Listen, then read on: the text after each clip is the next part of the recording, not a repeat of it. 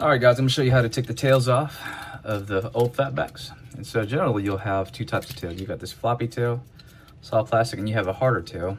If you wanna keep the harder tail, it does glide farther with this harder tail, but that is harder to take out too. But let me get this one first. So this one is, if you look, there's two holes, and all it's holding it in are toothpicks. And so what you need to do is just take a paper clip, just go in, stick them in, push the toothpicks out.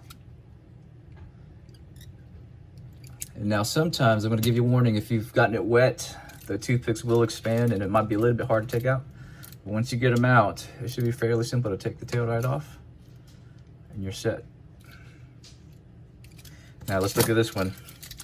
Now some of these have super glue, some have epoxy. If you notice this tail, this used to have one of these tails. You'll notice the epoxy is out. If it does not have the excess epoxy at the tail, chances are it's super glue, and that's gonna be a little bit harder.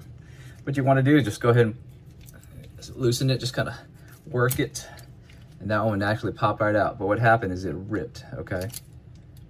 And so what you need to do at this point, you need an X-Acto knife, and you just need to go in and just start cleaning it up. Just be careful, don't cut yourself.